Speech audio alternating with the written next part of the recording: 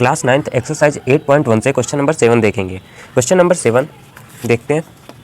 Question number 7 में बोला है कि ABCD इज़ ए ट्रेपेजियम।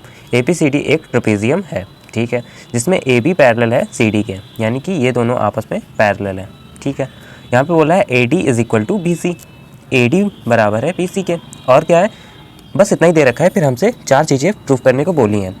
शुरुआत के 5 मिनट बहुत ही ज़्यादा इंपॉर्टेंट है, क्योंकि अगर एक चीज़ प्रूफ हो गई, कंसंट्रेट होकर अगर आपने एक चीज़ को प्रूफ होते हुए देख लिया, तो ये सारी चीज़ें एकदम आसान है, एकदम बेसिक। पहली चीज़ कठिन है, तो पहली चीज़ में आपको कंसंट्रेट करना पड़ेगा, फोकस करना पड़ेगा, अदरवाइज आप नहीं समझ पाएंगे, ठीक है। इसमें एक हिंट भी दे रखी है कि हिंट क्या है, मैं आपको ओरली बता देता हूँ कि AB को E पॉइंट तक बढ़ाया गया है और CE को ज्वाइन किया गया है, जो कि DA के पैरेलल है। ये इसलिए किया गया है क्योंकि इस बड़े वाले क्वाड्रिलेटरल को, ये जो क्वाड्रिलेटरल इसको मिलाकर बन रहा है, ये एक पैरेललोग्राम हो जाए। अगर ये पैरेललोग्राम हो गया तो सारी चीज़ें बहुत ही ज़्यादा आसान हो जाएंगी और ये क्वेश्चन तुरंत सॉल्व हो जाएगा। इसलिए ये हिंट दे रखी है। हो सकता है कि जब आपको क्वेश्चन पूछा जाए एग्जाम में तब ये हिंट ना दी हो, क्वेश्चन बस इतना भी आ सकता है और क्या पता फिगर भी ना दे रखा हो। तो ये क्वेश्चन बहुत ही ज़्यादा इंपॉर्टेंट है, मोस्ट रिपीटेड क्वेश्चन है इन एग्जाम्स, ठीक है। और इसको समझते हैं।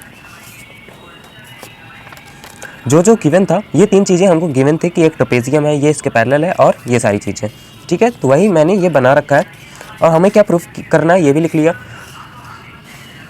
ये इसके पैरेलल था, ये भी लिख लेते हैं। मैं करूँगा क्या, ये पहले मैं आपको बता देता हूँ। थीम समझ लो पहले क्वेश्चन की। क्वेश्चन में दिया है कि ये लाइन इस लाइन के पैरेलल है, बराबर है, ये लाइन इस लाइन के बराबर है। मैंने क्या किया, कंस्ट्रक्शन से इस लाइन को इस लाइन के पैरेलल ड्रॉ कर दिया, कंस्ट्रक्शन किया मैंने खुद से, ठीक है।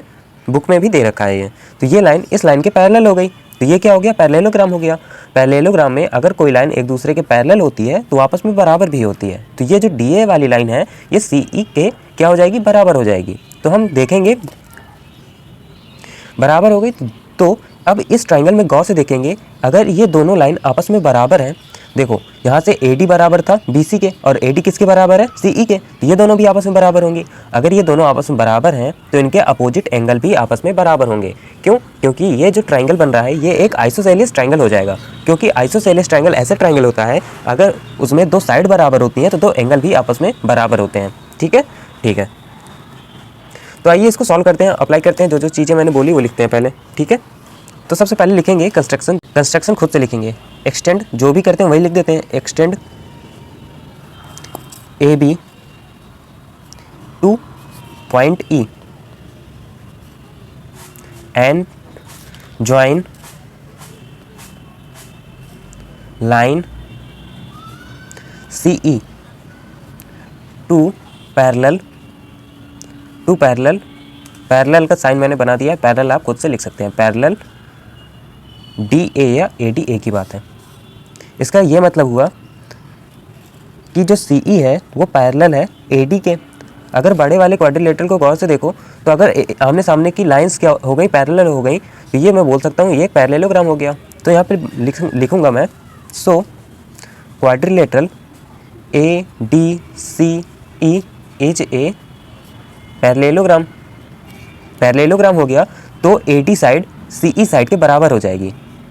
नाउ आपको ऐसे ही करके आना है एग्जाम में, ठीक है।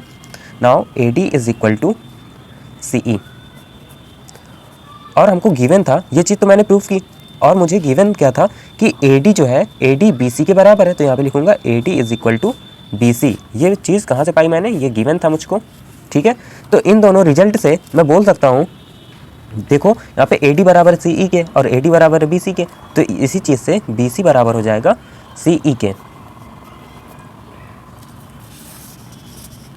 ये दोनों लाइन आपस में बराबर हो गई, ठीक, ये दोनों लाइन आपस में बराबर हो गई। अब हमें फोकस करके ट्राइंगल BCE को देखना है, BCE को देखना है। इसमें 2 लाइन आपस में बराबर हैं तो इनके अपोजिट एंगल भी बराबर होंगे। इस लाइन का अपोजिट एंगल ये, इस लाइन का अपोजिट एंगल ये, आपस में बराबर होगा। इस एंगल को कुछ नाम दे देते हैं। इसको हम मान लेते हैं, इसको क्या माने, X मान लेते हैं, ठीक है। इसको X मान लिया, ठीक है। In triangle BCE angle E is equal to angle X। ये दोनों आपस में बराबर हो गए, इसको इक्वेशन नंबर 1 बोल देंगे, ठीक है, ठीक है। मेरा एंगल ई बराबर हो गया एंगल एक्स के। कैसे हुआ मैंने आपको बता दिया, आइसोसेलेस ट्रायंगल आप वहाँ लिख सकते हैं। आइसोसेलेस ट्रायंगल प्रॉपर्टी होती है, आपने ट्रायंगल चैप्टर में पढ़ा होगा आइसोसेलेस ट्रायंगल के बारे में। ठीक है, ठीक है।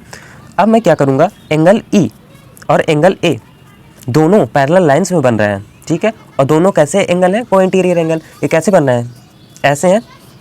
यहाँ पे जो ए ई है वो क्या है, ट्रांसवर्सल का काम कर रहा है, ट्रांसवर्सल है ए ई, ठीक है, ट्रांसवर्सल का काम कर रहा है। तो ये वाले एंगल और इस वाले एंगल का सम कितना होता है, 180 के बराबर होता है, ठीक है। वही चीज़ लिखनी है। तो यहाँ पे लिखूंगा angle A plus angle E is equal to 180 degree. ये चीज़ सबको समझ में आई।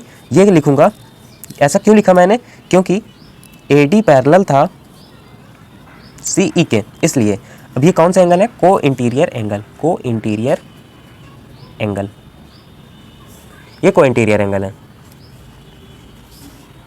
और तुम अगर गौर से देखो ए बी ई क्या है, एक स्ट्रेट लाइन है, स्ट्रेट लाइन में दो एंगल बन रहे हैं, तो इन दोनों का सम कितना होगा, 180 के बराबर, ठीक है। तो यहाँ पे लिखूंगा angle A B C plus angle X is equal to 180 degree. इसको इक्वेशन नंबर 2 बोल दो, इसको इक्वेशन नंबर 3 बोल दो, ठीक है। इक्वेशन 1 पहले बन चुकी थी। अब गौर से देखोगे तो दोनों के राइट हैंड साइड बराबर है, तो इसके हम लेफ्ट हैंड साइड भी बराबर कर देंगे। लिखेंगे फ्रॉम इक्वेशन 2 एंड 3, यहाँ पे ए ई बराबर हो जाएगा A B C plus angle X के, ठीक है। यहाँ पे ए को मैं नहीं छेड़ रहा, ई को भी कुछ नहीं कर रहा, ऐसे ही लिखा रहने दे रहा हूँ। ए बी सी को एंगल बी लिख सकते हैं, जो बीच में होता है वही एंगल होता है, तो इसको हम बी लिख सकते हैं एंगल। एंगल एक्स की जगह में मैं लिखूंगा एंगल ई। ये कहाँ से पा गया मैं, from equation 1। From equation 1, equation 1 में क्या था कि एंगल ई बराबर था एक्स के, वही चीज़ फ्रॉम इक्वेशन 1, ठीक है। तो एंगल ई से एंगल ई कट गया, क्या बचा, angle A is equal to angle B. पहली चीज़ जो हमको सॉल्व करनी थी वो हमारी आ गई है, ये हमारा फर्स्ट आंसर हो गया, ठीक है। अब आ जाते हैं सेकंड वाले में। सेकंड वाले के लिए मैं क्या करूँगा, ये चीज़ तो मैंने प्रूव कर दी कि ये आपस में बराबर है। सेकंड वाले के लिए करूँगा कि ए बी पैरेलल है सी डी के और ए डी एक ट्रांसवर्सल है, इन दोनों का सम 180 के बराबर होगा और इन दोनों का सम 180 के बराबर होगा, दोनों 180 के बराबर आ जाएंगे। इक्वेशन 4 और 5 से हम बोल देंगे कि ये दोनों भी आपस में बराबर होंगे। आइए इसको सॉल्व करते हैं। पहले यहाँ पे लिखूँगा ए बी पैरेलल है सी डी के। अब मैं सेकंड केस के लिए बात कर रहा हूँ, मैं फर्स्ट केस सॉल्व हो गया, ठीक है। तो यहाँ पे angle A plus angle D is equal to 180 degree. कैसे, को इंटीरियर एंगल है, ठीक है। और ये इक्वेशन 4 हो गई मेरी। Angle B plus angle C is equal to 180 degree, ठीक है। ये क्या हो गया, इक्वेशन नंबर 5 हो गई। इसका भी रीज़न क्या है, को इंटीरियर एंगल है, ठीक है, को इंटीरियर एंगल है। अब इन दोनों 4 5 को आपस में बराबर कर देते हैं, लिखेंगे इक्वेशन 4 एंड 5। यहाँ पे A D equal to angle B plus angle C. हमने पीछे वाले केस में हमने प्रूफ किया कि एंगल ए बराबर है एंगल बी के, तो यहाँ पे ए की जगह मैं बी रख दूंगा और बाकी कुछ नहीं छेड़ना। यहाँ पे बी है तो बी लिखा रहने दूंगा, यहाँ पे सी, बी से बी कट जाएगा, angle D is equal to angle C. Second case में हमको यही चीज़ प्रूव करनी थी जो कि हमने प्रूव कर दी, ठीक है। मैंने कहा था पहले 2-4-10 मिनट आपको कंसंट्रेट करना पड़ेगा पहला एंगल समझने के लिए, ठीक है। हमारा पहला हो गया, हमारा दूसरा हो गया। आते हैं तीसरे पार्ट में। तीसरे पार्ट में हमको बोला था ये दोनों ट्रायंगल कॉन्ग्रुएंट करने थे, तो ये दोनों ट्रायंगल बनाते हैं पहले, जो कि अभी बने नहीं है। बनाते हैं पहले, ए बी सी बनाना पहले, तो ए बी सी बन गया, ये ट्रायंगल बन गया। और हमें बनाना था बी ए डी, तो डी को बी के साथ ज्वाइन कर देते हैं। ये दोनों ट्रायंगल हमारे बन गए हैं, ठीक है। कौन से दो ट्रायंगल, ये वाले दो ट्रायंगल, ये वाला और ये वाला, ठीक है, ठीक है सर। अब इन दोनों ट्रायंगल का यूज़ करना है, कॉन्ग्रुएंट करना है, बस हो गया। कॉन्ग्रुएंट करने के लिए सबसे पहले देखो ए बी तो दोनों में कॉमन है, ये चीज़ मिल गई एक चीज़। और क्या हो सकता है, दोनों में इसमें एंगल बी आ रहा है, इसमें एंगल ए आ रहा है, तो दोनों आपस में बराबर होंगे। हमने प्रूफ पहले ही प्रूफ कर लिया है ये, तो प्रूफ अब लिख देंगे। दो चीज़ें मिल गई। एक चीज़ और होनी चाहिए इसमें शुरुआत में बोला था कि ए डी बराबर है बी सी के, तो इस चीज़ का यूज कर लेंगे, तो हमारा एंगल साइड से ये चीज़ हमारी प्रूफ हो जाएगी, कॉन्ग्रुएंट हो जाएंगे ये दोनों, ठीक है। आइए इसको कॉन्ग्रुएंट करते हैं। यहाँ पे लिखूंगा angle A is equal to angle B, इसको लिखूंगा प्रूव्ड अबव, ठीक है, इसको हम ऊपर प्रूव कर चुके हैं। और यहाँ पे क्या है, A B is equal to B A, side दोनों एक ही हैं लेकिन यहाँ पे क्या है ए बी है तो यहाँ पे बी ए लिखना पड़ेगा। ये क्या है, कॉमन है ये, ठीक। एक एंगल हमारा बन रहा था, एंगल नहीं बन रहा था, साइड बन रही थी, साइड बन रही थी ए डी और बी सी, ये गिवन था, ए डी बराबर बी सी, ये क्या था, ये हमको गिवन था, ठीक है। तो यहाँ पे ये साइड है, ये एंगल है, ये साइड है, ठीक है। तो लिखेंगे by side angle side, rule of congruency, rule of congruency, congruency triangle A B C congruent to triangle B A D. Third case में हमको ये प्रूव करना था जो कि आपस में कॉन्ग्रुएंट हो गए हैं। फोर्थ नंबर में हमें ये प्रूव करना है कि डायगोनल ए सी, ये दोनों डायगोनल आपस में बराबर हैं। तो ये दोनों डायगोनल क्या है, करस्पॉन्डिंग पार्ट हैं दोनों ट्राइंगल के, तो ये सी पी सी टी से ये बराबर हो जाएंगे। चौथे नंबर के लिए लिखूंगा by C P C T, by C P C T diagonal A C is equal to diagonal B D. ये चारों चीज़ें प्रूफ हो गई और ये बहुत ही ज़्यादा इंपॉर्टेंट मोस्ट रिपीटेड क्वेश्चन था, तो प्लीज़ इस क्वेश्चन को इग्नोर मत कीजिएगा। उम्मीद करता हूँ कि आपको ये वीडियो ज़रूर समझ में आई होगी। अगर ऐसा है तो अपने दोस्तों को ज़रूर भेजिए ये वीडियो, और थैंक्स फॉर वॉचिंग। मिलते हैं एक्सरसाइज 8.2 में क्वेश्चन नंबर 1 के साथ।